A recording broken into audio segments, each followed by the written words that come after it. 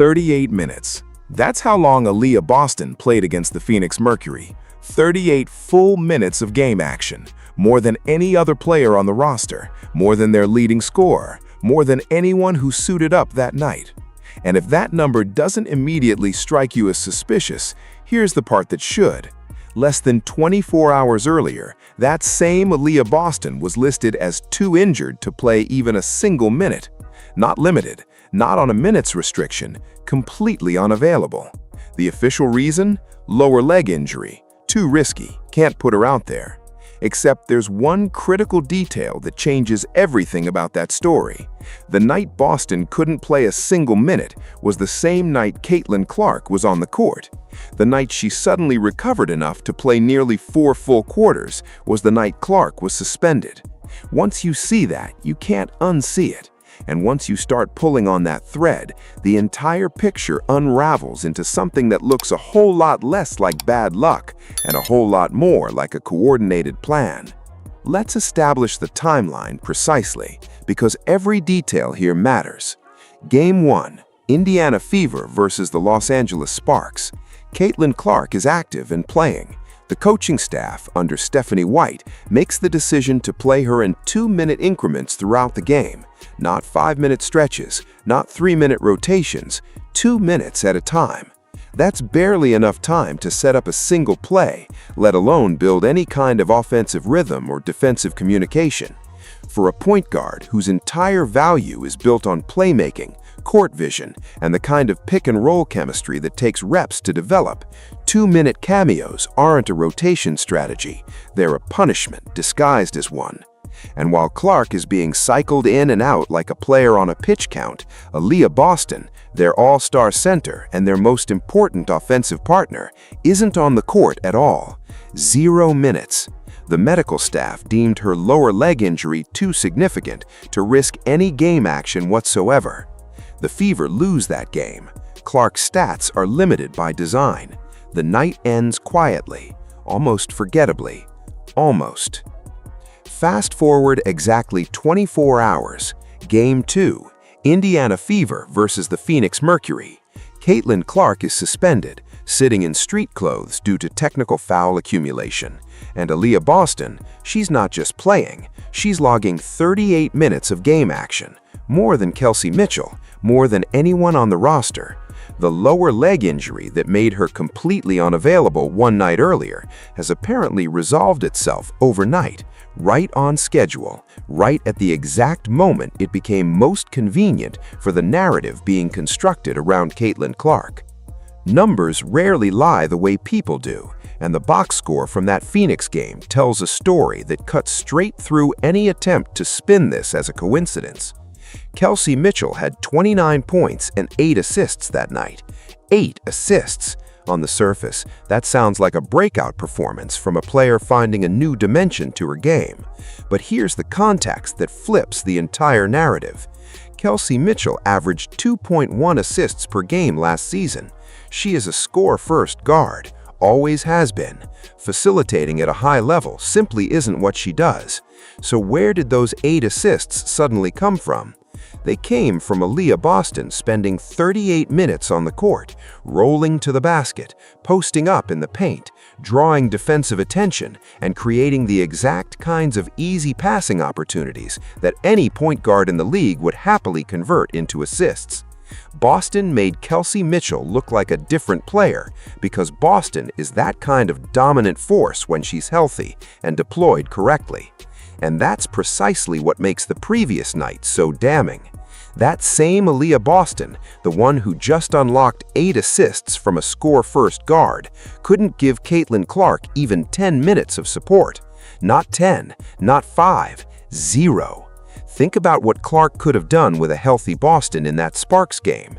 Think about the pick-and-roll combinations, the defensive rotations that would have been forced to choose between 2 all-star caliber players, the spacing that opens up when you have a dominant post presence demanding double teams. Instead, she got 2-minute cameos and a supporting cast that looked assembled from the wrong end of the roster. But it doesn't stop with Boston, because if you look closely at how minutes were distributed during the Phoenix game, another pattern starts to surface, one that feels less like roster management and more like deliberate disruption. Lexi Hall played 18 minutes that night. 18 minutes for a player who was genuinely contributing on both ends of the floor, hitting shots, defending with energy, making the right reads. Meanwhile, Raven Johnson played 23 minutes, despite offering significantly less on the offensive end. There's no clean basketball explanation for that discrepancy, no strategic logic that makes Johnson the better option over a player who's actively producing. So what's actually driving those minutes decisions? Here's a theory that's hard to dismiss once you consider the broader context. Lexi Hall and Caitlin Clark are close, not just teammates close, genuinely connected, on and off the court. They came into the league at similar points. They've built real chemistry in the way they play together, the trust in how they move, the communication that makes two players feel like they've been playing together for years rather than months. And when you're trying to build a narrative that a team functions better with a specific player, one of the most effective ways to reinforce that narrative is to quietly dismantle the relationships that make that player most effective.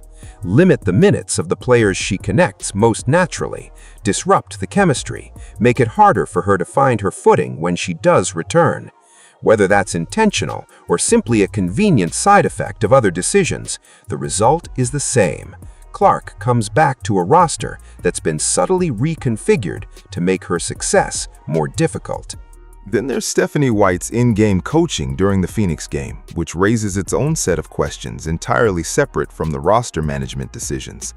In the third quarter, Indiana switched to a box-and-one zone defense, with Alyssa Thomas as the primary target. The results were immediate and dramatic. Indiana went on a 13-0 run. Phoenix couldn't figure it out. Their offensive flow completely collapsed, they couldn't make adjustments, and Indiana seized control of a game they'd been struggling in. A 13-0 run sparked entirely by a defensive scheme that Phoenix had no answer for. So what does Stephanie White do with that information? She abandons the zone, almost immediately after it produces the biggest run of the game. She pulls away from it and goes back to man-to-man defense, and Phoenix starts scoring again. There is no basketball logic that supports that decision. When you stumble onto something that works at that level, something that generates a double-digit run in minutes, you ride it until the opposing team proves they've found a counter. You don't voluntarily walk away from your most effective weapon in the middle of a close game, unless winning comfortably isn't actually the objective. The fourth quarter strategy was somehow even harder to defend. Aaliyah Boston had been the most efficient offensive player on the floor all night. She finished 9 of 16 from the field, 21 points, 9 rebounds, and she was getting whatever she wanted whenever the ball found her in the post. She was unstoppable down there. So naturally, as the game entered its most critical phase, Stephanie White had Boston stationed at the three-point line, standing at the top of the key, setting screens 25 feet from the basket, completely removed from the area of the court where she'd been dominant all evening. It wasn't until the final minute, with Indiana desperately needing a basket, that White finally called Boston's number in the post. She scored immediately, easy bucket, game-sealing play, which makes the question impossible to avoid. Why wasn't that the strategy for the entire fourth quarter? You had your most efficient scorer operating in her best position, producing at an elite level, and you voluntarily moved her away from that spot during the most important minutes of the game. That's not a tactical adjustment, that's something else entirely. Indiana escaped with a 92-89 victory, but the real story isn't the final score. It's what that win immediately creates in the public conversation. The Indiana Fever are now 4-0 without Caitlin Clark. That's the headline. That's the narrative that's going to circulate on social media, in sports talk segments, in comment sections across the internet. And context, as it always does in these situations, gets completely stripped away. Nobody's going to lead with the fact that the Sparks and the Mercury aren't exactly elite competition. Nobody's going to highlight that the Mercury finished last season with 8 wins total. 8 wins. That's not a measuring stick for a playoff-caliber roster. That's a team you're supposed to handle without drama. And yet Indiana needed clutch shots from Kelsey Mitchell and Ty Harris just to survive at home against that squad. The degree of difficulty matters, the quality of opposition matters, but none of that nuance survives in the social media ecosystem, where hot takes travel faster than facts. What survives is the number 4-0, and what that number is being used to build is a storyline that was likely drafted before the season even started. And there's already a secondary narrative forming inside that first one. Ty Harris had a genuinely outstanding fourth quarter. 15 points, 6 of 8 from the floor, 3 of 4 from three-point range, 5 assists. Those were real, legitimate clutch performances in moments that mattered. She made shots when Indiana needed the most, and she deserves credit for that. But watch how quickly that performance gets weaponized. The conversation is already starting to shift. Maybe Ty Harris should be the starter. Maybe the backup point guard is actually a better fit for this roster than the player who's been drawing national television audiences and selling out arenas. That storyline is being seeded right now, quietly in the background, and it's going to get louder when Clark returns. Because here's what's waiting for her when she does come back. The Las Vegas Aces, Aaliyah Wilson, the reigning MVP, the best player in the WNBA by most reasonable measures, leading a team that's been built specifically to compete for championships. This is not the Phoenix Mercury. This is not the Los Angeles Sparks. This is elite competition, the kind of test that separates genuine contenders from teams that are just running up wins against weak opponents. And if Indiana loses that game, which is a genuinely realistic outcome given how good Las Vegas is, the narrative machine is going to go into overdrive. They won 4 straight without Clark, she came back, and they immediately lost. That's it. That's the whole story as far as the people pushing this agenda are concerned. It doesn't matter that the Aces are exponentially better than every team Indiana beat during the suspension stretch. It doesn't matter that going on the road and beating a Aaliyah Wilson squad would be a significant achievement for anyone in the league right now. The context gets buried, the conclusion gets amplified, and Caitlin Clark walks back into a situation where even winning can be framed as insufficient, and losing becomes confirmation of a narrative that was constructed before she even took the floor. Here's what makes this entire operation particularly difficult to stomach. Caitlin Clark's arrival in Indianapolis wasn't just a basketball event. It was a financial and cultural phenomenon that changed the trajectory of an entire franchise. Ticket sales went through the roof. Merchandise flew off shelves faster than the organization could restock it. National television broadcasts started featuring Fever games regularly. Casual sports fans who had genuinely never watched a WNBA game in their lives suddenly knew who the Indiana Fever were, where they played, and when their games were on. That's not exaggeration or fan loyalty talking. That's documented, measurable economic impact. The kind of thing franchises spend decades trying to manufacture and usually never achieve. It fell into Indiana's lap through the draft. They didn't have to build it, they just had to not destroy it. And yet, based on everything we've watched over these past few games, destroying it appears to be exactly what certain people within the organization are committed to doing. Playing their franchise player in 2-minute increments, hiding their best supporting piece behind a mysteriously timed injury, limiting the minutes of players who have genuine chemistry with her, running offensive sets that actively work against her strengths, and then expressing confusion when the results don't reflect the talent on the roster. The only explanation that holds up under scrutiny is resentment. There are people inside that organization who feel threatened by what Clark represents, who resent the attention she's generated, who want to prove on some level that the team was relevant before she arrived and will be relevant regardless of what she contributes. That's a very human impulse. It's also a catastrophically self-destructive one when you're running a professional sports franchise. Because resentment-based decision-making doesn't build winning cultures, it builds dysfunction, and dysfunction has a way of becoming very expensive very quickly. Look at how the franchises that actually win do things. The Las Vegas Aces identified A'ja Wilson as their cornerstone and built every roster decision, every coaching hire, every offensive system around maximizing what she does best. The Dallas Wings did the same thing with Arike Ogunbowale. You identify your best player, you build around her, you put her in positions where her strengths are amplified rather than diminished. You surround her with players whose skills complement hers rather than compete with them. That's not complicated. That's just how you build a winning basketball team. Indiana has the raw materials to do exactly that. Kelsey Mitchell is a legitimate scorer who can create her own shot in multiple ways. Aaliyah Boston is an all-star center with touch around the basket and the ability to dominate in the post. Lexi Hull brings shooting and defensive energy off the bench. Ty Harris showed she can make plays in pressure situations. Add Caitlin Clark's playmaking, shooting range, and ability to command defensive attention to that mix, and you have the foundation of something genuinely dangerous. But you have to actually want to build it. You have to commit to making it work. And right now, Indiana looks like an organization that's more interested in controlling a narrative than in winning basketball games.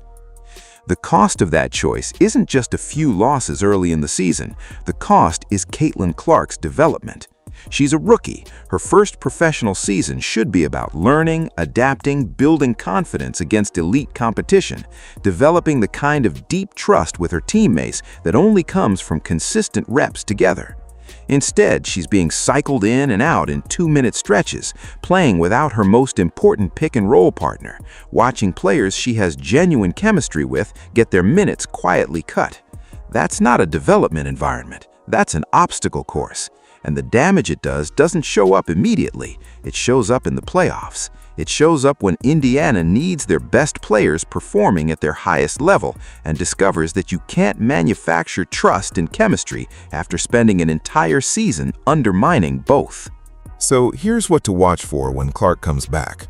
Watch whether Aaliyah Boston suddenly develops another lower leg issue that conveniently sidelines her. Watch whether the rotation goes back to those 2-minute increments that make it impossible for any player to find a rhythm. Watch whether Lexi Hull's minutes get mysteriously trimmed again, while players with less to offer get more floor time. Watch whether the offensive sets being run actually utilize Clark's playmaking abilities or continue to work around them in ways that limit her effectiveness. Because if those patterns continue, if the same choices keep getting made in the same suspicious combinations, then we have our answer. This was never about load management. It was never about injury caution or rotation experimentation or finding the right lineup combinations. This was always the plan. A deliberate, coordinated effort to build a case that the Indiana Fever don't need their franchise player. And the people making that case are doing it at the expense of the most exciting young talent the league has seen in years. Indiana had something genuinely rare fall into their hands, a generational player, instant national relevance, financial success that most franchises in any league would trade significant assets to achieve. All they had to do was embrace it, support it, get out of the way and let it grow into what it was clearly capable of becoming. Instead, they chose the smaller play, the petty play, the play that might win a few news cycles but loses the long game in every direction that actually matters. Because here's the fundamental truth that no coaching decision or strategic narrative can change. Caitlin Clark doesn't need the Indiana Fever. The Indiana Fever need Caitlin Clark. They needed her before most of their fans knew where the arena was located. They need her now. And they're going to need her even more when the games start meaning something and the competition stops being 8-win teams at home. The moment they figure that out and actually start acting like it, this franchise has a chance to become something real. Until then, they're just a team that got handed a championship window and chose to board it up from the inside. The choice is still theirs to make, but based on everything we've seen, they're not close to making the right one yet.